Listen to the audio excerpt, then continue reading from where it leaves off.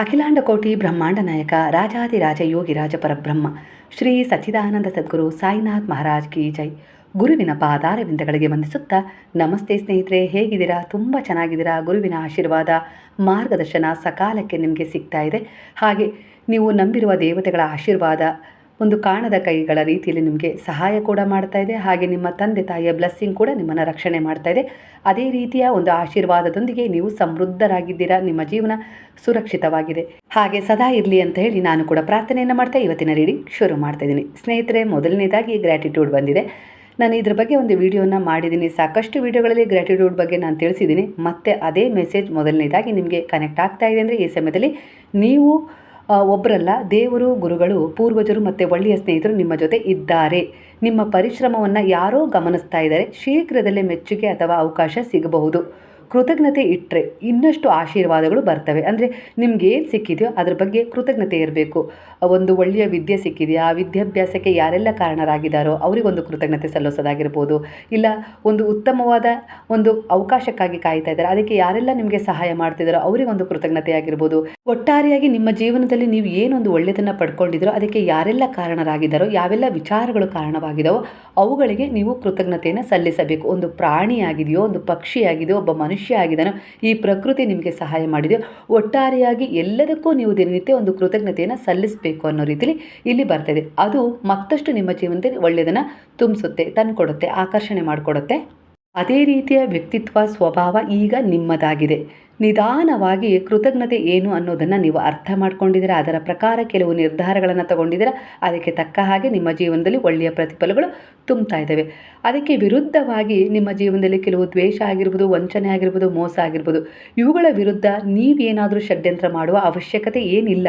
ಅಂದರೆ ನೀವೇ ಸೇಡು ತೀರಿಸ್ಕೊಳ್ಬೇಕು, ಇಲ್ಲ ನೀವೇ ಅವರಿಗೆ ಏನಾದರೂ ತೊಂದರೆ ಕೊಡಬೇಕು, ಇಲ್ಲ ಅವ್ರು ಮಾಡಿದ್ದಕ್ಕೆ ಸೇಡು ತೀರಿಸ್ಕೊಳ್ಬೇಕು ಅನ್ನುವ ಭಾವನೆಯನ್ನು ಹೊಂದುವ ಅವಶ್ಯಕತೆ ಇಲ್ಲ. ಅವರಿಗೂ ಕೂಡ, ಆ ವಿಚಾರಗಳಿಗೂ ಕೂಡ ಕೃತಜ್ಞತೆಯನ್ನು ಸಲ್ಲಿಸಿದಾಗ ನಿಮ್ಮ ಮನಸ್ಸಲ್ಲಿ ಕ್ಷಮೆಯ ಗುಣ ಇದೆ. ಅದನ್ನ ಭಗವಂತ ಗುರುತಿಸ್ತಾರೆ, ಮನುಷ್ಯರಲ್ಲ. ಹಾಗಾಗಿ ಅವರ ದೃಷ್ಟಿಯಲ್ಲಿ ನೀವು ಬೆಳಿಬೇಕೇ ವಿನಃ ಯಾರೋ ಮನುಷ್ಯರನ್ನ ಮೆಚ್ಚಿಸ್ಲಿಕ್ಕೆ ನೀವು ಬೆಳೆಯುವ ಅವಶ್ಯಕತೆ ಇಲ್ಲ. ನೀವು ಭಗವಂತನನ್ನ ಮೆಚ್ಚಿಸುವ ರೀತಿಯಲ್ಲಿ ನಿಮ್ಮ ಉದ್ದೇಶಗಳನ್ನು, ಕರ್ಮಗಳ ಜೊತೆ ಕನೆಕ್ಟ್ ಮಾಡ್ತಾ ಹೋದರೆ ಆ ಭಗವಂತನೇ ನಿಮ್ಮ ಜೊತೆಗಾರನಾಗಿ ನಿಂತು ನಿಮ್ಗೆ ಏನು ಬೇಕು, ಏನು ಬೇಡ ಆ ರೀತಿಯ ಮಾರ್ಗದರ್ಶನದೊಂದಿಗೆ ನಿಮಗೆ ಸಕಾಲಕ್ಕೆ ಸಹಾಯವನ್ನು ಒದಗಿಸಿಕೊಡ್ತಾರೆ. ಸ್ನೇಹಿತರೆ, ಇಲ್ಲಿ ಆ ವಂಚನೆ, ಆ ಮೋಸ, ಆ ಯಾರೋ ನೋವು ಕೊಟ್ಟಿದ್ದು, ಯಾರೋ ನೋವು ಕೊಡ್ತಾ ಇದ್ದಾರೆ, ತುಂಬ ಹಿಂಸೆ ಆಗ್ತಾ ಇದೆ, ಹಿಂಸಿಸ್ತಾ ಇದ್ದಾರೆ ಅಂದರೆ ಅದಕ್ಕೂ ಕೂಡ ಆಭಾರಿಯಾಗಿರಿ. ಅಂದರೆ ಕೃತಜ್ಞತೆಯನ್ನು ಸಲ್ಲಿಸಿ. ಯಾಕಂದರೆ ಅವರು ಹಾಗೆ ಮಾಡಿದರು ಅಂತೇಳಿ ನೀವು ಅದೇ ದ್ವೇಷ, ಅದೇ ವಂಚನೆ ಮಾಡಿದರೆ ನಿಮ್ಮಿಬ್ಬರಿಗೂ ಯಾವುದೇ ರೀತಿ ವ್ಯತ್ಯಾಸ ಇರೋದಿಲ್ಲ. ಮತ್ತು ಅದೇ ಕರ್ಮಗಳ ಸುಳಿಯಲ್ಲಿ ನೀವು ಸಿಕ್ಕಾಕೊಳ್ತಾ ಹೋಗ್ತೀರ.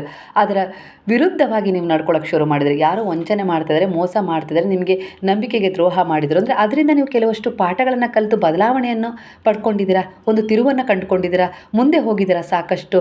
ಅದೆಲ್ಲದಕ್ಕೂ ಆ ಒಂದು ನಿಂದನೆ, ಅವಮಾನ, ಹಿಂಸೆ ಕಾರಣವಾಗಿತ್ತು. ಒಟ್ಟಾರೆಯಾಗಿ ನಿಮ್ಮ ಆತ್ಮದ ಉದ್ದೇಶ ಯಾವ ಒಂದು ಇಚ್ಛೆಯನ್ನು ಹೊಂದಿ ಜನ್ಮ ಪಡೆದಿತ್ತು ಅದನ್ನು ಪೂರ್ಣಗೊಳಿಸ್ಕೊಳ್ಳೋಕ್ಕೆ ಅವರು ಪರೋಕ್ಷವಾಗಿ ಕಾರಣವಾಗಿದ್ದಾರೆ ಇಲ್ಲಿ ಅನ್ನೋ ರೀತಿಯಲ್ಲಿ ಬರ್ತಾಯಿದೆ. ಹಾಗಾಗಿ ಯಾರನ್ನೂ ಕೂಡ ಇಲ್ಲಿ ನೀವು ಜಡ್ಜ್ ಮಾಡೋ ಅವಶ್ಯಕತೆ ಇಲ್ಲ. ನೀವು ಮುಂದೆ ಹೋಗೋದನ್ನು ಮಾತ್ರ ಇಲ್ಲಿ ನೋಡಬೇಕೇ ವಿನಃ ಯಾರೋ ನಿಮ್ಮ ಬಗ್ಗೆ ಏನೋ ಆಡ್ಕೊಳ್ತಾ ಇದ್ದಾರೆ, ಇಲ್ಲ ಕಾಲು ಹಿಡಿದು ಎಳಿತಾ ಇದ್ದಾರೆ, ಏನೋ ಹಂಗಿಸ್ತಾ ಇದ್ದಾರೆ, ಅದ್ರ ಬಗ್ಗೆ ಯೋಚಿಸುವ ಅಗತ್ಯ ಇಲ್ಲ. ಇಲ್ಲ ನಿಮ್ಮ ಜೀವನದಲ್ಲಿ ಯಾವುದೋ ಒಂದು ಕೊರತೆ ಇದೆ, ಅದನ್ನು ಆಡ್ಕೊಳ್ತಾ ಇದ್ದಾರೆ, ಅದ್ರ ಬಗ್ಗೆನೂ ನೀವು ಚಿಂತೆ ಮಾಡೋದು ಬೇಡ. ಏನು ಸಿಕ್ಕಿದೆಯೋ ಆ ಪರಮಾತ್ಮ ನನಗೆ ನನ್ನ ಕರ್ಮಗಳ ಅನುಸಾರವಾಗಿಯೇ ಕೊಟ್ಟಿದ್ದಾರೆ. ಅದನ್ನು ಕಳ್ಕೊಳ್ಳೋಕೆ ಒಂದು ಅವಕಾಶವನ್ನು ಕೊಟ್ಟಿದ್ದಾರಲ್ಲ, ಅದನ್ನು ಕಳ್ಕೊಳ್ತೀನಿ, ಒಂದು ಒಳ್ಳೆಯದನ್ನು ಪಡ್ಕೊಳ್ತೀನಿ ಅನ್ನುವ ಒಂದು ದೃಢವಾದ ಮನಸ್ಥಿತಿಯೊಂದಿಗೆ ಗುರುವಿನಲ್ಲಿ ಈ ಸಮಯದಲ್ಲಿ ನೀವು ಶರಣಾಗಿದ್ದೀರಾ. ಅದೇ ಮನೋಭಾವ ನಿಮ್ಮನ್ನು ಗೆಲ್ಲಿಸುತ್ತೆ. ಉದ್ಯೋಗ ಆಗಿರ್ಬೋದು, ವ್ಯವಹಾರ ಆಗಿರ್ಬೋದು, ಇಲ್ಲಿ ತಂಡದ ಸಹಕಾರದಿಂದ ನಿಮಗೆ ಯಶಸ್ಸು ಸಿಗುತ್ತೆ ಅನ್ನೋ ರೀತಿಯಲ್ಲಿ ಬರ್ತದೆ. ಹೊಸ ಪ್ರಾಜೆಕ್ಟ್ ಅಥವಾ ಕೌಶಲ್ಯ ಕಲಿಯುವ ಅವಕಾಶ ಕೂಡ ಬರುತ್ತೆ. ಹಾಗೆ ನಿಮ್ಮಲ್ಲಿರುವ ಒಂದು ಕೌಶಲ್ಯವನ್ನು ಹೊರಗೆ ಹಾಕುವ ಸಮಯ ಬಂದಿದೆ. ನೀವು ಹೆದರೋ ಅವಶ್ಯಕತೆ ಇಲ್ಲ. ನಿಮಗೋಸ್ಕರ ಒಂದು ವೇದಿಕೆ ಇಲ್ಲ ಅಂತೇಳಿ ನೀವು ಕುಗ್ಗೋ ಅವಶ್ಯಕತೆಯೂ ಇಲ್ಲ. ಅದನ್ನು ಹೊರಗೆ ಹಾಕಿ ಯಾವುದಾದ್ರೂ ಒಂದು ಮೂಲಕ ನೀವು ನಿಮ್ಮ ಒಂದು ಕೌಶಲ್ಯತೆಯನ್ನು ತೆರೆದುಕೊಳ್ಳುವ ಪ್ರಯತ್ನ ಮಾಡಿ. ಅದಕ್ಕೆ ಗುರುವಿನ ಸಹಾಯ, ನೀವು ನಂಬಿದ ದೇವತೆಗಳ ಸಹಾಯ ನಿಮಗೆ ಸಿಗುತ್ತೆ. ಅದ್ರ ಜೊತೆಗೆ ನಿಮ್ಮ ಆತ್ಮದ ಉದ್ದೇಶ ಕೂಡ ಅದೇ ಒಂದು ಕೌಶಲ್ಯವನ್ನು ಹೊರಹಾಕೋದು ಆಗಿದೆ ಅನ್ನೋ ರೀತಿಯಲ್ಲಿ ಬರ್ತದೆ ಕೆಲವರ ಎನರ್ಜಿಗೆ. ಹಾಗಾಗಿ ನಿಮ್ಮಲ್ಲಿರುವ ಕೌಶಲ್ಯವನ್ನು, ಕಲೆಯನ್ನು ಹೊರಹಾಕಿ. ಅದಕ್ಕೊಂದು ಸಹಾಯ, ವೇದಿಕೆ ಒಟ್ಟಾರೆಯಾಗಿ ನಿಮ್ಗೆ ಸಿಗುತ್ತೆ. ನಿಮ್ಮ ಪ್ರಾಮಾಣಿಕ ನಿಷ್ಠೆಯಿಂದ ಕಲಿತ ಆ ಕಲೆಗೆ ಬೆಲೆ ಸಿಗುವ ಸಮಯ ಬಂದಿದೆ. ಹೆದರೋದು ಬೇಡ. ನೀವು ಮುಂದೆ ಹೆಜ್ಜೆ ಇಡಿ. ಅದರ ಜೊತೆ ಗುರುವಿನ ಹೆಜ್ಜೆ ತಾನಾಗೆ ಸೇರಿಕೊಂಡು ನಿಮಗೆ ಮಾರ್ಗದರ್ಶನ ಮಾಡೋದ್ರ ಜೊತೆಗೆ ರಕ್ಷಣೆ, ಹಾಗೆ ಅಲ್ಲಿ ಗೆಲುವನ್ನು ತಂದುಕೊಡುತ್ತೆ ಅನ್ನೋ ರೀತಿಯಲ್ಲಿ ಬರ್ತಾಯಿದೆ. ಹಾಗಾಗಿ ನೀವು ಯಾವ ಒಂದು ಕಲೆಯನ್ನು ಮುಚ್ಚಿಟ್ಕೊಂಡಿದ್ದೀರೋ ಕಲಿತು ಅದನ್ನು ಹೊರಗೆ ಹಾಕಿ. ಈಗ ಆ ಸಮಯ ಬಂದಿದೆ. ಯಾರೂ ಬೆಂಬಲಿಸ್ತಾ ಇಲ್ಲ, ಸಹಾಯ ಮಾಡ್ತಾ ಇಲ್ಲ ಅನ್ನೋ ರೀತಿಲಿ ಕೊರಗೋದೇನು ಬೇಡ. ಗುರುವಿನ ಮೇಲೆ ನಂಬಿಕೆ ಇಟ್ಟಿದ್ದೀರಾ ಅಂದರೆ ಅವರೇ ನಿಮ್ಮನ್ನು ಬೆಂಬಲಿಸ್ತಾ ಇದ್ದಾರೆ, ಮಾರ್ಗದರ್ಶಿಸ್ತಾ ಇದ್ದಾರೆ, ರಕ್ಷಿಸ್ತಾ ಇದ್ದಾರೆ ಅನ್ನೋ ರೀತಿಲಿ ನೀವು ಅವರೇ ನಿಮ್ಮ ಜೊತೆಗಿದ್ದಾರೆ ಅನ್ನುವ ಅನುಭವದೊಂದಿಗೆ ಮುಂದೆ ಸಾಗಿ ನಾನು ನಿಮಗೆ ಎಲ್ಲ ರೀತಿಯಲ್ಲೂ ಸಹಾಯ ಮಾಡ್ತೀನಿ ಅನ್ನೋ ರೀತಿಲಿ ಇಲ್ಲಿ ಗುರುವು ಒಂದು ವಚನವನ್ನು ಕೊಡ್ತಾ ಇದ್ದಾರೆ. ಹಿರಿಯರಿಂದ ಕೆಲವು ಮಾರ್ಗದರ್ಶನಗಳು ಈ ಸಮಯದಲ್ಲಿ ನಿಮಗೆ ಸಿಗ್ತಾ ಇದ್ದಾವೆ ಅಂದರೆ ಖಂಡಿತ ಅವುಗಳನ್ನು ನೀವು ಕೇಳಬೇಕು ಅನ್ನೋ ರೀತಿಲಿ ಬರ್ತಾ ಇದೆ. ಒಟ್ಟಾಗಿ ಸಮಸ್ಯೆ ಪರಿಹರಿಸುವ ಸಮಯ ಈಗ ಬಂದಿದೆ. ಪರಸ್ಪರ ಗೌರವ ಇದ್ದರೆ ಸಂಬಂಧ ತಾನಾಗಿಯೇ ಬಲವಾಗುತ್ತೆ. ಹಾಗಾಗಿ ನಿಮ್ಮನ್ನು ಯಾರೋ ಗೌರವ ಕೊಡ್ತಾ ಇಲ್ಲ ಅಂಥೇಳಿ ನೀವು ಅವರ ರೀತಿಯಲ್ಲೇ ವರ್ತನೆ ಮಾಡೋದು ಬೇಡ. ನೀವೇನು ಗೌರವ ಕೊಡ್ತೀರೋ ಅದೇ ರೀತಿ ಗೌರವದಿಂದನೇ ಅವ್ರ ಜೊತೆ ಮುಂದುವರಿರಿ. ಆ ಸಂಬಂಧ ಖಂಡಿತ ಬಲವಾಗುತ್ತೆ. ಅವರು ಏನೋ ಮಾಡ್ತಾ ಇದ್ದಾರೆ ಅಂತ ಹೇಳಿ ನೀವು ಅದರ ವಿರುದ್ಧವಾಗಿ ಸೇಡು ತೀರಿಸ್ಕೊಳ್ಳೋ ರೀತಿಯಲ್ಲಿ ನೀವೇನಾದರೂ ವರ್ತನೆ ಮಾಡಿದರೆ ಇಲ್ಲಿ ನಿಮ್ಮ ಕುಟುಂಬ ಛಿದ್ರವಾಗುತ್ತೆ, ಬಲಗೊಳ್ಳೋದಿಲ್ಲ. ಹಾಗೆ ಒಂದು ಗಾದೆ ಮಾತಿದೆ, ಅಂದರೆ ಎತ್ತು ಏರಿಗೆ ಕೋಣ ನೀರಿಗೆ ಅನ್ನೋ ಹಾಗಾಗ್ಬಿಡುತ್ತೆ ನಿಮ್ಮ ಜೀವನ. ಆ ರೀತಿ ಆಗಬಾರ್ದು. ನಿಮ್ಮನ್ನು ನೀವು ಸಂಭಾಳಿಸಿಕೊಳ್ಳುವಷ್ಟು ಶಕ್ತಿವಂತರು ನೀವಾಗಿದ್ದೀರ. ಅದರ ಜೊತೆಗೆ ನಿಮ್ಮ ಕುಟುಂಬವನ್ನು ಕೂಡ ನೀವು ಸಂಭಾಳಿಸ್ತೀರ. ಹಾಗಾಗಿ ಇಲ್ಲಿ ಪರಸ್ಪರ ಗೌರವ ನಿಮ್ಗೆ ಸಿಗಲಿಲ್ಲ ಅಂತೇಳಿ ನೀವು ಕೊರಗೋದೇನು ಬೇಡ. ಅವರಿಗೆ ಏನು ಗೌರವ ಕೊಡಬೇಕೋ ನೀವು ಕೊಡಿ. ಯಾಕಂದರೆ ಅದು ನಿಮ್ಮ ಸಂಸ್ಕಾರ, ನಿಮ್ಮ ಒಂದು ಒಳ್ಳೆಯತನವನ್ನು ತೋರಿಸ್ತಾ ಇದೆ. ಎದುರಿಗಿರೋರು ಹೇಗಾದರೂ ಇರಲಿ, ಅವರನ್ನು ಬದಲಾಯಿಸುವ ಗುಣ, ಸಂಭಾಳಿಸುವ ಗುಣ ನಿಮ್ಮಲ್ಲಿ ಬಲವಾಗಿದೆ. ಶಿವ ಮತ್ತು ಶಕ್ತಿಯ ಗುಣ ಎರಡೂ ನಿಮ್ಮಲ್ಲಿದ್ದಾವೆ. ಹಾಗಾಗಿ ಕೆಲವೊಂದು ಸಾರಿ ಒಂದು ಗಂಡಸು ಮಾಡುವಂಥ ಕೆಲಸಗಳನ್ನು ಕೂಡ ನೀವು ಧೈರ್ಯವಾಗಿ ಮಾಡ್ತೀರಾ. ಅಂದರೆ ನೀನು ಹೆಣ್ಣು, ನಿನ್ನಿಂದ ಆಗೋದಿಲ್ಲ ಅಂತೇಳಿ ಯಾರು ಅಂದಿದ್ರಲ್ಲ ಅದನ್ನು ಸಾಧನೆ ಮಾಡಿ ತೋರಿಸಿದ್ದೀರ ನೀವು. ಅದು ಯಾರೆದ್ರಿಗೂ ಅಹಂಕಾರ, ಅಹಂ ತೋರಿಸ್ಕೊಳ್ಳೋಕ್ಕೋಸ್ಕರ ಸಾಧನೆ ಮಾಡಲಿಲ್ಲ. ನನ್ನಿಂದ ಕೂಡ ಸಾಧ್ಯ, ಆದರೆ ನಾನು ಗೌರವ ಕೊಟ್ಟು ಅವರೇ ಮಾಡಲಿ ಅಂತೇಳಿ ಇಷ್ಟು ದಿನ ಸುಮ್ಮನಿದ್ದೆ. ನನ್ನಿಂದ ಆಗೋದಿಲ್ಲ ಅಂತ ಹೇಳಿ ಅಲ್ಲ, ಬೆಲೆ ಕೊಟ್ಟು ಸುಮ್ಮನಿದ್ದೆ. ಅವರಿರುವಾಗ ನಾನು ಯಾಕೆ ಅನ್ನೋ ರೀತಿಲಿ ಸುಮ್ಮನಿದ್ದೆ. ಈಗ ಅವರೇ ಅದನ್ನು ತಿರಸ್ಕಾರ ಮಾಡಿ ಅದು ನನ್ನಿಂದ ಆಗೋದಿಲ್ಲ ಅಂಥೇಳಿ ಸೋಲನ್ನು ಒಪ್ಕೊಂಡಾಗ ಈಗ ನಾನು ಅದನ್ನು ಮಾಡಿ ತೋರಿಸಿದ್ದೀನಿ ಅನ್ನೋ ರೀತಿಲಿ ಇರುತ್ತೆ ಅಷ್ಟೇ. ಇದು ಒಂದು ಕರ್ಮದ ಶುದ್ಧೀಕರಣದ ಹಂತವಾಗಿತ್ತು. ಹಾಗಾಗಿ ಇಲ್ಲಿ ನಿಮ್ಮದೇನೂ ತಪ್ಪಿಲ್ಲ ಅನ್ನೋ ರೀತಿಲಿ ಬರ್ತದೆ. ಪ್ರತಿದಿನ ಧನ್ಯವಾದಗಳು ಅಂತ ಹೇಳುವ ಅಭ್ಯಾಸ ನಿಮ್ಮ ಜೀವನವನ್ನು ಬೆಳಗಿಸುತ್ತೆ. ಕೆಲವರ ಎನರ್ಜಿಯ ಪ್ರಕಾರ ಒಂದು ದೇವಸ್ಥಾನದಲ್ಲಾಗಿರ್ಬೋದು, ಇಲ್ಲ ಒಂದು ಮನೆಯಲ್ಲಾಗಿರ್ಬೋದು, ಒಂದು ಸೇವೆಯನ್ನು ಮಾಡ್ತಾ ಇದ್ದಾರೆ, ಪುಣ್ಯದ ಸೇವೆ. ಹಾಗೆ ಅದು ಪೂಜೆ ಆಗಿರ್ಬೋದು, ಇಲ್ಲ ಯಾವುದೋ ಒಂದು ವ್ರತದ ಉದ್ಯಾಪನೆ ಕಾರ್ಯ ಆಗಿರ್ಬೋದು, ಇಲ್ಲ ಒಂದು ಸತ್ಯನಾರಾಯಣ ಪೂಜೆ ಆಗಿರ್ಬೋದು, ಇನ್ಯಾವುದೇ ರೀತಿ ಒಂದು ಪಿತೃಗಳ ಪೂಜೆ ಆಗಿರ್ಬೋದು, ಒಟ್ಟಾರೆಯಾಗಿ ನೀವು ಹಮ್ಮಿಕೊಂಡಿದ್ದೀರಾ, ಇಲ್ಲ ಹಮ್ಮಿಕೊಳ್ಳಿ ಅಂತ ಹೇಳಿ ಬರ್ತಾ ಇದೆ. ಈ ಒಂದು ಸಣ್ಣ ಸೇವೆಯನ್ನು ನೀವು ಮಾಡಿದರೆ ಪುಣ್ಯ ಫಲ ಸಿಗುತ್ತೆ. ಯಾವ ಕೆಲಸದಲ್ಲಿ ಅಡೆತಡೆ ಉಂಟಾಗ್ತಾ ಇದೆ, ಯಾಕೋ ಕಿರಿಕಿರಿ ಆಗ್ತಾ ಇದೆ, ಮನೆಯಲ್ಲಿ ಸಮಸ್ಯೆ ಆಗ್ತಾ ಇದೆ, ಜಗಳ ಆಗ್ತಾ ಇದೆ, ಎಲ್ಲೋ ಒಂದು ರೀತಿಯಲ್ಲಿ ನಕಾರಾತ್ಮಕತೆ ಆವರಿಸಿದೆ ಅಂತೇಳಿ ನಿಮ್ಗೆ ಏನಾದರೂ ಅನ್ನಿಸ್ತಾ ಇದೆ ಅಂದರೆ ಈ ಸೇವೆಯನ್ನು ನೀವು ಮಾಡಿಸಿ. ಪೂಜೆ ಮಾಡಿಸ್ಲಿಕ್ಕೆ ಆಗ್ತಾ ಇಲ್ಲ ಅಂದರೆ ದೇವಸ್ಥಾನಕ್ಕೆ ಹೋಗಿ ಒಂದು ಪ್ರಾರ್ಥನೆಯನ್ನು ಮಾಡಿಕೊಂಡು ಅಲ್ಲಿ ಯಾರಿಗಾದರೂ ನಿಸ್ಸಹಾಯಕರಿಗೆ ಏನಾದರೂ ನಿಮ್ಮ ಕೈಲಾದ ಮಟ್ಟಿಗೆ ಒಂದು ದಾನ ಧರ್ಮದ ಸೇವೆಯನ್ನು ಮಾಡಿ. ಒಂದು ಜೊತೆ ಬಟ್ಟೆ ಕೊಡಿಸ್ತಿರೋ, ಇಲ್ಲ ಚಪ್ಪಲಿ ಕೊಡಿಸ್ತಿರೋ, ಇಲ್ಲ ಅಂದರೆ ಒಂದು ಹೊತ್ತಿನ ಊಟ ಕೊಡಿಸ್ತಿರೋ, ಇದು ಮಾಡಿ. ನಿಮ್ಮ ಪ್ರಯತ್ನ ವ್ಯರ್ಥ ಆಗೋದಿಲ್ಲ. ಕೃತಜ್ಞತೆಯಿಂದ ಮುಂದುವರೆದರೆ ದೈವ ಸಹಕಾರ ಸಿಗುತ್ತೆ ಅನ್ನೋ ರೀತಿಯಲ್ಲಿ ಇಲ್ಲಿ ಬರ್ತಾ ಇದೆ ಕೆಲವರ ಎನರ್ಜಿಗೆ. ನಿಮಗಿಂತ ಮೊದಲು ನಿಮ್ಮ ತಂಗಿಗಾಗಿರ್ಬೋದು, ಇಲ್ಲ ನಿಮಗಿಂತ ಮೊದಲು ನಿಮ್ಮ ತಮ್ಮನಿಗಾಗಿರ್ಬೋದು ಮದುವೆ ಆಗ್ತಾ ಇದೆ ಅಂದರೆ ಅದು ಅವರ ಒಂದು ಯೋಗವಾಗಿದೆ. ಅದಕ್ಕೋಸ್ಕರ ನೀವು ಕುಗ್ಗುವ ಅವಶ್ಯಕತೆ ಇಲ್ಲ. ಅವರನ್ನು ಹರಸಿ ಕೃತಜ್ಞತೆಯ ಫೀಲ್ ಮಾಡ್ಕೊಳ್ಳಿ. ಖಂಡಿತವಾಗಿ ನಿಮಗೂ ಕೂಡ ಒಂದು ಶುಭ ಯೋಗ ವಿಶೇಷವಾದ ಸಮಯದಲ್ಲಿ, ವಿಶೇಷವಾದ ರೂಪದಲ್ಲಿ, ವಿಶೇಷವಾದ ವ್ಯಕ್ತಿಯ ಒಂದು ಆಹ್ವಾನದೊಂದಿಗೆ ಬರುತ್ತೆ ಅನ್ನೋ ರೀತಿಯಲ್ಲಿ ಕಾಣಿಸ್ತಾ ಇದೆ ಎನರ್ಜಿ. ಹಾಗಾಗಿ ಇಲ್ಲಿ ನೀವು ಧೃತಿಗೆಡೋದು ಬೇಡ, ಕುಗ್ಗೋದು ಬೇಡ. ನನ್ನ ಮದುವೆ ಯಾಕಾಗಿಲ್ಲ, ನನಗಿಂತ ಸಣ್ಣವ್ರ ಮದುವೆ ಆಗುತ್ತೆ ಅನ್ನೋ ರೀತಿಯಲ್ಲಿ ಯಾರಾದರೂ ಏನಾದರೂ ಮಾತಾಡ್ಕೊಳ್ತಾರಾ ಅನ್ನೋ ರೀತಿಯಲ್ಲಿ ನೀವು ಚಿಂತಿಸೋದು ಬೇಡ. ಅವರಿಗೆ ಸಮರ್ಪಕವಾದ ಉತ್ತರವನ್ನು ಕೊಟ್ಟು ನೀವು ಆ ಮದುವೆಯ ಒಂದು ಕಾರ್ಯಕ್ರಮದಲ್ಲಿ ಸಂತೋಷವಾಗಿ ಕೃತಜ್ಞತಾ ಭಾವದಿಂದ ನಿಮ್ಮ ಕೈಲಿ ಏನೆಲ್ಲ ಮಾಡಲಿಕ್ಕಾಗುತ್ತೋ ಅಷ್ಟೆಲ್ಲ ಕೆಲಸ ಕಾರ್ಯಗಳನ್ನು ಮಾಡಿ ಆ ಮದುವೆಯನ್ನು ನೆರವೇರಿಸ್ಕೊಡಿ. ನೀವೇನು ಕೊಡ್ತೀರೋ ಅದೇ ಮರಳಿ ನಿಮ್ಮ ಜೀವನದಲ್ಲಿ ತುಂಬ್ತಾ ಹೋಗುತ್ತೆ ಅನ್ನೋ ರೀತಿಯಲ್ಲಿ ಇಲ್ಲಿ ಗುರು ನಿಮಗೆ ಈಗಿನ ಮನಸ್ಥಿತಿಗೆ ಒಂದು ಸಾಂತ್ವನದ ಉಪದೇಶವನ್ನು ಕೊಡ್ತಾ ಇದ್ದಾರೆ ಕೆಲವರ ಎನರ್ಜಿಗೆ. ಇಲ್ಲಿ ಒಂಟಿತನ, ಹಣಕಾಸಿನ ಒತ್ತಡ ಅಥವಾ ಮನಸ್ಸಿನ ನೋವನ್ನು ಈ ಕಾರ್ಡ್ ಸೂಚಿಸ್ತಾ ಇದೆ. ಇಲ್ಲಿ ನೀವು ಅನುಭವಿಸುತ್ತಿರುವ ಭಾವನೆಗಳನ್ನು ಮರೆ ಮಾಡದೆ ಅದನ್ನು ಅರಿತು ಸ್ವೀಕರಿಸಿ, ನಂತರ ಅದನ್ನು ದಾಟಿ ಬೆಳಿಬೇಕು ಎಂಬ ಸಂದೇಶ ಇಲ್ಲಿ ನಿಮಗೋಸ್ಕರ ಬರ್ತಾ ಇದೆ. ಈಗ ಸ್ವಲ್ಪ ಕಠಿಣ ಹಂತ ಇರಬಹುದು, ನಿಮ್ಮನ್ನು ಯಾರೂ ಅರ್ಥ ಮಾಡ್ಕೊಳ್ಳಲ್ಲ ಅನ್ನೋ ಭಾವನೆ ಬರಬಹುದು. ಆದರೆ ನೀವು ಸಂಪೂರ್ಣ ಒಂಟಿಯಲ್ಲ, ಸಹಾಯ ಹತ್ತಿರದಲ್ಲೇ ಇದೆ, ಹಾಗೆ ನಿಮ್ಮಲ್ಲೇ ಇದೆ, ನಿಮ್ಮೊಳಗೆ ಇದೆ. ಅದು ಗುರುವಿನ ಅರಿವಿನ ರೂಪದಲ್ಲಿ ನೀವು ಯಾವ ಶಕ್ತಿಯನ್ನು ಬಲವಾಗಿ ನಂಬಿದಿರೋ ಆ ಶಕ್ತಿ ನಿಮ್ಮ ಜೊತೆ ಇದೆ. ಅದರ ಫೀಲ್, ಅನುಭವ ನೀವು ಮಾಡಬೇಕಷ್ಟೇ. ಆಗ ಅದು ನಿಮಗೆ ಎಲ್ಲ ರೀತಿಯಲ್ಲೂ ಸಹಾಯ ಮಾಡುತ್ತೆ. ನೀವು ಒಂಟಿ ಅಲ್ಲ ಅಂಥೇಳಿ ನಿಮ್ಮ ಅನುಭವಕ್ಕೆ ಬರುತ್ತೆ. ಕೆಲವರ ಎನರ್ಜಿಯ ಪ್ರಕಾರ ಹಣಕಾಸಿನಲ್ಲಿ ತಾತ್ಕಾಲಿಕ ಕೆಲವು ಅಡ್ಡಿ ಆತಂಕಗಳು ತೊಂದರೆಗಳು ಎದುರಾಗ್ತವೆ. ಈ ಸಮಯದಲ್ಲಿ ಚಿಂತೆ ಮಾಡೋದು ಬೇಡ. ಅವುಗಳಿಂದ ಹೇಗೆ ಹೊರಗೆ ಬರಬೇಕು, ಹಾಗೆ ಹೇಗೆ ಆ ಒಂದು ಸಮಯವನ್ನು ಬ್ಯಾಲೆನ್ಸ್ ಮಾಡಿ ತಗೊಳ್ಬೇಕು ಅನ್ನೋ ರೀತಿಯಲ್ಲಿ ನೀವು ಬುದ್ಧಿವಂತಿಕೆಯಿಂದ ವ್ಯವಹರಿಸಿದಾಗ ಖಂಡಿತವಾಗಿಯೂ ತಾತ್ಕಾಲಿಕ ತೊಂದರೆ ದೂರವಾಗುತ್ತೆ. ಅದೂ ಕೂಡ ಯಾರಿಗೂ ತೊಂದರೆ ಕೊಡದ ರೀತಿಯಲ್ಲಿ ಆಗಿರ್ಬೋದು, ಯಾರಿಗೂ ತೋರಿಸಿಕೊಳ್ಳದ ರೀತಿಯಲ್ಲಿ ನೀವು ಆ ಸಮಸ್ಯೆಯಿಂದ ಹೊರಗೆ ಬರ್ತೀರಾ. ನಿಮ್ಮ ಬುದ್ಧಿವಂತಿಕೆ, ತಾಳ್ಮೆ, ಸಂಯಮದ ಮೇಲೆ ಅದು ನಿಂತಿದೆ ಅನ್ನೋ ರೀತಿಯಲ್ಲಿ ಬರ್ತಾ ಇದೆ. ಹಾಗೆ ಕೆಲವು ಖರ್ಚುಗಳನ್ನು ಕಡಿಮೆ ಮಾಡ್ಕೊಳ್ಳಿ. ಹೊಸ ಮಾರ್ಗ ಹುಡುಕಿ ಸಹಾಯ ಕೇಳುವುದಕ್ಕೆ ಹೆದರಬೇಡಿ. ಅದು ಯಾರೋ ನಿಮಗೆ ಸಹಾಯ ಮಾಡ್ತೀನಿ ಅಂದರೆ ಆ ಸಹಾಯವನ್ನು ತಗೊಳ್ಳಿ ಅನ್ನೋ ರೀತಿಯಲ್ಲಿ ಬರ್ತದೆ. ಮುಂದಿನ ದಾರಿ ಅದನ್ನು ಗುರುವೇ ತಯಾರಿ ಮಾಡಿ ಕೊಡ್ತಾರೆ ಅನ್ನೋ ರೀತಿಯಲ್ಲಿ ಕಾಣಿಸ್ತಿದೆ. ನಿರ್ಲಕ್ಷ್ಯ ಅಥವಾ ದುರಾವಸ್ಥೆ ಅನುಭವಿಸಬಹುದು ಕೆಲವು ಸಂಬಂಧಗಳಲ್ಲಿ. ಗಂಡ ಕೆಲವು ಬಾರಿ ನಿಮ್ಮ ಹತ್ರ ತುಂಬ ಚೆನ್ನಾಗಿದ್ದರೆ, ಕೆಲವೊಂದು ಸಾರಿ ಅವರ ಅಮ್ಮನ ಮಾತು ಕೇಳಿ ನಿಮಗೆ ಏನಾದರೂ ತೊಂದರೆ ಕೊಡ್ತಾ ಇದ್ದಾರೆ ಅನ್ನೋ ರೀತಿಯಲ್ಲಿ ಬರ್ತಾ ಇದೆ. ಇದರಿಂದ ನಿಮ್ಮ ಮನಸ್ಸಿಗೆ ತುಂಬ ಅಂದರೆ ತುಂಬ ನೋವು ಆಗ್ತಾ ಇದೆ.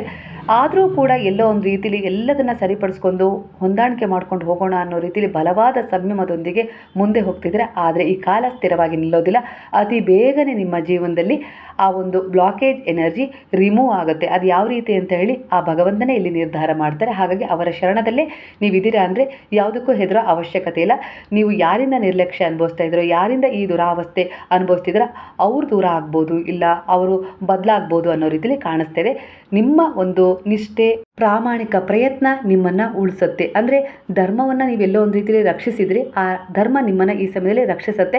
ಸ್ವಲ್ಪ ಕೊಂಚ ಸಮಯ ತಗೊಳ್ಬೋದು, ಆದರೆ ಈ ಬದಲಾವಣೆ ಖಂಡಿತ ನಿಮ್ಮ ಜೀವನದಲ್ಲಿ ಬಹುದೊಡ್ಡ ತಿರುವನ್ನು ತಂದುಕೊಡುತ್ತೆ. ನಿಮ್ಮ ಮನದ ಮಾತನ್ನು ಗುರುವಿನಲ್ಲಿ ನೀವು ಹೇಳ್ಕೊಂಡಿದ್ದೀರಾ. ಯಾರ ಹತ್ರನೂ ಈ ಮಾತನ್ನು ನೀವು ಹೇಳ್ಕೊಂಡಿಲ್ಲ. ಗುರುವೇ ನಿಮಗೆ ಎಲ್ಲ ಅನ್ನೋ ರೀತಿಯಲ್ಲಿ ಅವರಲ್ಲಿ ಪ್ರಾರ್ಥನೆಯನ್ನು ಸಲ್ಲಿಸಿದ್ರೆ ಒಂದು ಕ್ಷಣ ಸಾಕು ಬದಲಾವಣೆಗೆ. ನೀವು ಹಿಂದಿನ ಯಾವೆಲ್ಲ ರೀತಿಯಲ್ಲಿ ಕಷ್ಟ, ನೋವು, ದುಃಖ, ಅವಮಾನ ಅನುಭವಿಸಿದ್ರೋ ಅದು ಒಂದೇ ಕ್ಷಣದಲ್ಲಿ ನಿಮಗೆ ಸಂತೋಷವನ್ನು ತಂದುಕೊಡುತ್ತೆ, ಬದಲಾವಣೆಯನ್ನು ತಂದುಕೊಡುತ್ತೆ. ಆ ಕ್ಷಣ ನಿಮ್ಮ ಜೀವನದಲ್ಲಿ ಅತ್ಯಂತ ವೇಗದಲ್ಲಿ ಬರ್ತದೆ. ನಿಮ್ಮ ನಂಬಿಕೆಗೆ ಅನುಸಾರವಾಗಿ ಸಂದೇಹ ಪಡಬೇಡಿ. ನಿಮ್ಮ ಮೇಲೆ, ನಿಮ್ಮ ಗುರುವಿನ ಮೇಲೆ, ನಿಮ್ಮ ಪ್ರಾರ್ಥನೆಯ ಮೇಲೆ ಅನ್ನೋ ರೀತಿಯಲ್ಲಿ ಬರ್ತಾ ಇದೆ. ಕೆಲವೊಂದು ಸಾರಿ ಯಾರ ಹತ್ರ ಮಾತಾಡ್ತಾ ಇರ್ತಿರಲ್ಲ, ಅವರನ್ನು ಒಪ್ಪಿಸೋಕ್ಕೋಸ್ಕರ, ಮೆಚ್ಚಿಸೋದಕ್ಕೋಸ್ಕರ ನೀವು ನಾಟಕದ ರೀತಿಯಲ್ಲಿ ವರ್ತಿಸೋದೇನು ಬೇಡ, ಮಾತಾಡೋದೇನು ಬೇಡ. ಸ್ಪಷ್ಟವಾಗಿ ಮಾತಾಡಿ. ಏನಾಗಬೇಕೋ ಅದು ಆಗೇ ಆಗುತ್ತೆ. ಅದನ್ನು ಬದಲಾವಣೆ ಮಾಡಲಿಕ್ಕೆ ಸಾಧ್ಯ ಆಗೋದಿಲ್ಲ. ಹಾಗಾಗಿ ಅವರನ್ನು ಏನೋ ಒಂದು ರೀತಿಯಲ್ಲಿ ನಂಬಿಸ್ಬೇಕು, ಇಲ್ಲ ಒಲಿಸ್ಕೊಳ್ಬೇಕು, ಅವ್ರಿಗೆ ಇಷ್ಟ ಆಗೋ ರೀತಿಯಲ್ಲಿ ವರ್ತನೆ ಇರಬೇಕು ಅನ್ನೋ ರೀತಿಯಲ್ಲಿ ನಿಮ್ಮತನವನ್ನು ನೀವು ಕಳ್ಕೊಳ್ಳೋದು ಬೇಡ ಅನ್ನೋ ರೀತಿಯಲ್ಲಿ ಇಲ್ಲಿ ಗುರುವು ಸ್ಪಷ್ಟವಾಗಿ ಒಂದು ಎಚ್ಚರಿಕೆಯನ್ನು ನೀಡ್ತಾ ಇದ್ದಾರೆ. ಹಾಗಾಗಿ ಅದೇ ರೀತಿ ನೀವು ವರ್ತಿಸೋದ್ರಿಂದ ಸ್ಪಷ್ಟವಾಗಿ ಕೆಲವೊಂದು ವಿಚಾರಗಳಲ್ಲಿ ಸತ್ಯ ತಿಳಿಯುತ್ತೆ. ಸ್ಪಷ್ಟವಾಗಿ ಆ ವಿಚಾರದಿಂದ ನೀವು ಕೆಲವೊಂದು ತೀರ್ಮಾನಗಳನ್ನು ತಗೊಳ್ಳೋಕ್ಕೆ ಸಾಧ್ಯವಾಗ್ತಾ ಇದೆ ಅನ್ನೋ ರೀತಿಯಲ್ಲಿ ಕಾಣಿಸ್ತಾ ಇದೆ. ಇದು ಕರ್ಮ ಕ್ಲೀನಿಂಗ್ ಹಂತ ಆಗಿದೆ. ಹಾಗಾಗಿ ಹೆದರೋ ಅವಶ್ಯಕತೆ ಇಲ್ಲ. ನಿಮ್ಮ ಅಹಂಕಾರ, ಭಯ, ಹಳೆಯ ನೋವು ಹೊರಗೆ ಬರ್ತಾ ಇದೆ ಅಂದರೆ ಎಲ್ಲೋ ಒಂದು ರೀತಿಲಿ ಅದನ್ನು ನೀವು ತೋರಿಸ್ತಾ ಇದ್ದೀರಾ. ಕೆಲವರ ಎನರ್ಜಿಯ ಪ್ರಕಾರ ಎಲ್ಲರಿಗೂ ಬರ್ತಾ ಇಲ್ಲ ಇಲ್ಲಿ. ಇದು ಒಂದು ಜನರಲ್ ರೀಡಿಂಗ್ ಆಗಿರೋದ್ರಿಂದ ಅಂದರೆ ಅವ್ರು ನನಗೆ ಅಹಂಕಾರ ತೋರಿಸಿದರೆ ನಾನು ಅವ್ರ ಎದುರಿಗೆ ತೋರಿಸೋಣ ಅನ್ನೋ ರೀತಿಲಿ ನೀವೇನಾದರೂ ಅಂದ್ಕೊಳ್ತಾ ಇದ್ದೀರಾ ಅಂದರೆ ಅದು ಬೇಡ. ಹಾಗೆ ಹಳೆಯ ನೋವನ್ನು ಯಾರ ಹತ್ರನೂ ಹೇಳ್ಕೊಳ್ಳೋದು ಬೇಡ. ಹಾಗೆ ಕೆಲವೊಂದು ಭಯಗಳನ್ನು ನಿಮ್ಮ ಮನಸ್ಸಲ್ಲಿ ಇಟ್ಕೊಳ್ಳೋದು ಬೇಡ ಅನ್ನೋ ರೀತಿಲಿ ಕಾಣಿಸ್ತಾ. ಹಾಗಾಗಿ ಅವುಗಳನ್ನು ಹೊರಗೆ ಹಾಕಿ. ನೀವು ಹೊರಗೆ ಹಾಕಲಿಲ್ಲ ಅಂದರೂ ಅವು ಬರ್ತಾ ಇದ್ದಾವೆ. ಅದು ಪ್ರಾರ್ಥನೆಯ ಮೂಲಕ ಬರ್ತಾ ಇದೆ. ಆ ಪ್ರಾರ್ಥನೆಯ ಮೂಲಕ ಗುರುವಿನಲ್ಲಿ ಸಲ್ಲಿಕೆ ಮಾಡ್ತಾ ಇದ್ದೀರಾ ಅಂದರೆ ಖಂಡಿತ ಇದು ಸರಿಯಾದ ಮಾರ್ಗ ಆಗಿದೆ. ನೀವು ಇಲ್ಲೇ ಆ ಅಹಂಕಾರ ಆಗಿರ್ಬೋದು, ಭಯ ಆಗಿರ್ಬೋದು, ಹಳೆಯ ನೋವುಗಳನ್ನು ಹೊರಗೆ ಹಾಕೋದು ಉತ್ತಮ. ಯಾಕಂದರೆ ಇಲ್ಲೇ ನೀವು ಒಳ್ಳೆಯ ಒಂದು ಮಾರ್ಗದರ್ಶನ, ಹಾಗೆ ಅದಕ್ಕೊಂದು ಪರಿಹಾರವನ್ನು ಕಂಡುಕೊಳ್ಬೋದು ಅನ್ನೋ ರೀತಿಯಲ್ಲಿ ಬರ್ತಿದೆ. ದೇವರ ನಾಮಸ್ಮರಣೆ ಅಥವಾ ಧ್ಯಾನ ನಿಮ್ಮ ಮನಸ್ಸಿಗೆ ಶಾಂತಿ ಕೊಡುತ್ತೆ. ಅದನ್ನು ನೀವು ಮುಂದುವರಿಸಲೇಬೇಕು. ಇದರಿಂದ ನೀವು ಅನೇಕ ರೀತಿಯ ಸಮಸ್ಯೆಗಳಿಂದ ಹೀಲ್ ಆಗ್ತೀರಾ. ಈಗ ಬಂದಿರುವ ಕಷ್ಟ ಶಾಶ್ವತವಲ್ಲ, ಈಗಿರುವ ಅಡೆತಡೆಗಳು ಕೂಡ ಶಾಶ್ವತವಲ್ಲ. ನೀವು ಅನುಭವಿಸುತ್ತಿರುವ ಯಾವ ರೀತಿಯ ಒಂದು ನೋವು ಇದೆಯಲ್ಲ, ಅದು ನಿಮ್ಮ ಆತ್ಮವನ್ನು ಬಲಪಡಿಸಲು ಬಂದಿದೆ. ನಂಬಿಕೆ ಇಡಿ, ಬೆಳಕು ಹತ್ತಿರದಲ್ಲೇ ಇದೆ ಅನ್ನೋ ರೀತಿಯಲ್ಲಿ ಗುರುವು ಒಂದು ಸೂಚನೆಯನ್ನು ಕೊಡ್ತಾ ಇದ್ದಾರೆ. ನಿಮ್ಮ ಜೀವನದಿಂದ ಕೆಲವು ದೂರ ಆದರೂ ಅನ್ನೋ ರೀತಿಯಲ್ಲಿ ನೀವು ಹೆದರೋದು ಬೇಡ.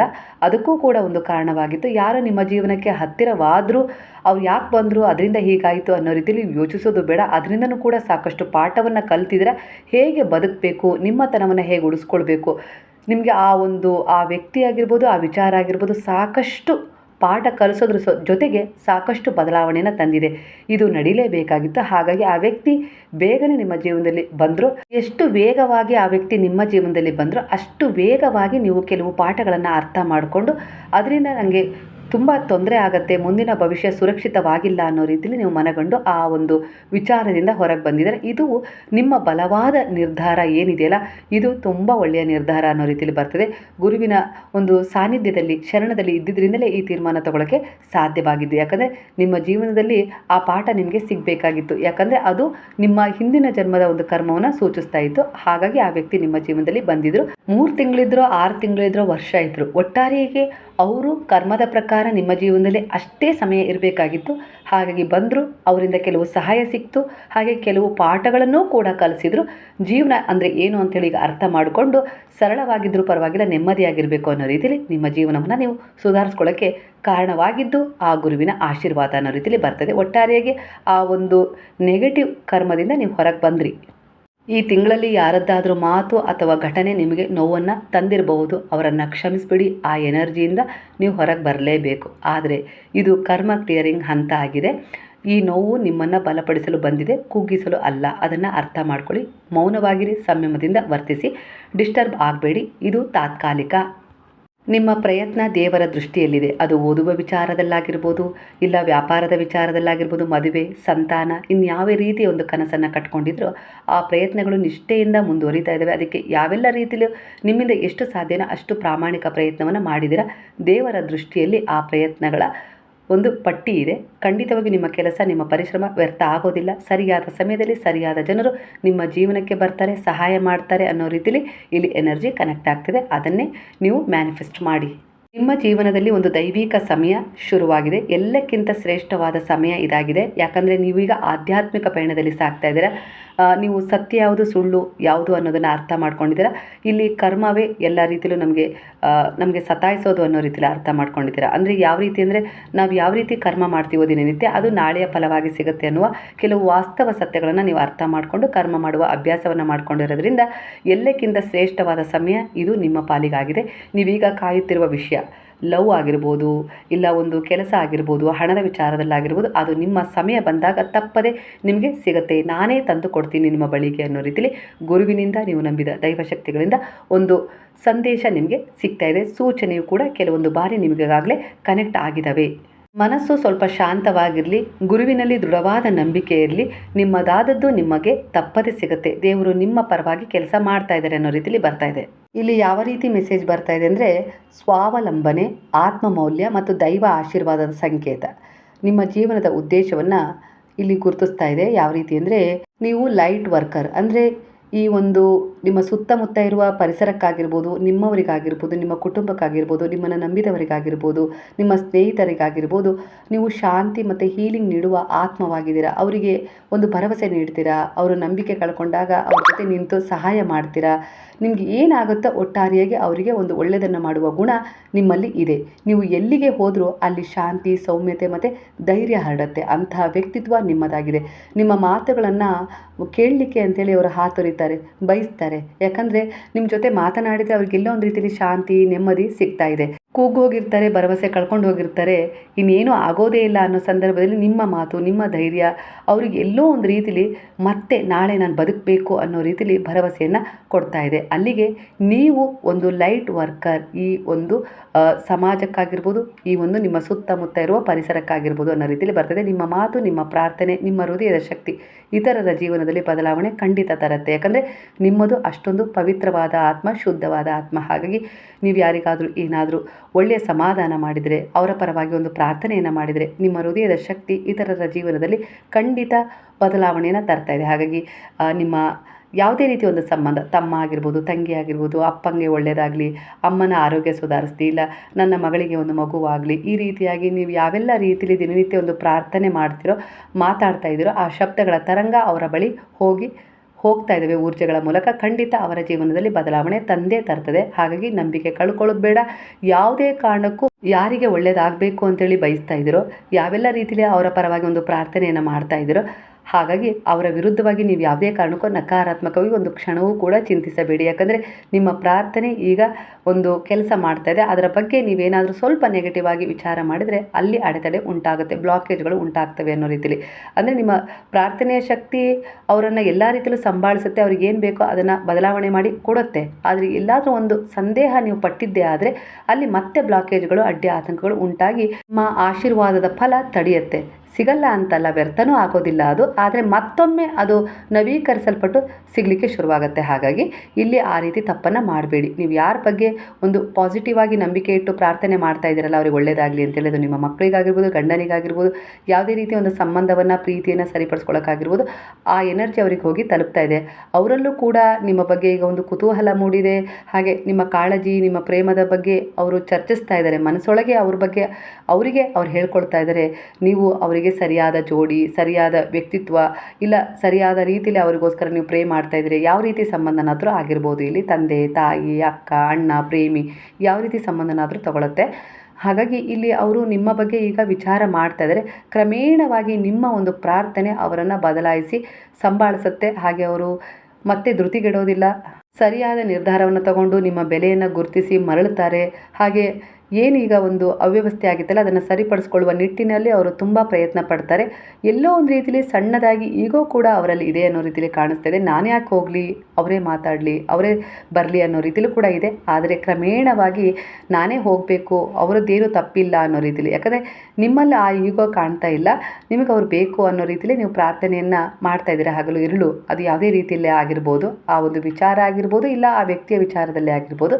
ಆದರೆ ಅವರಲ್ಲಿ ಇದೆ, ಅದು ಸ್ವಲ್ಪ ದಿನದಲ್ಲೇ ಕರಗತ್ತೆ. ಅದು ಇಷ್ಟೇ ಪರಿವರ್ತನೆ ಆಗಿದ್ದರಿಂದ ಇನ್ನಷ್ಟು ಪರಿವರ್ತನೆ ಆಗ್ತಾರೆ.